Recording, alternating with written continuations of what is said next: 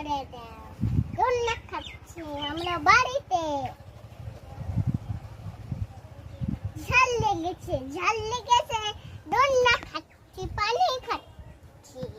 এভাবে দোলনা দিতে হবে।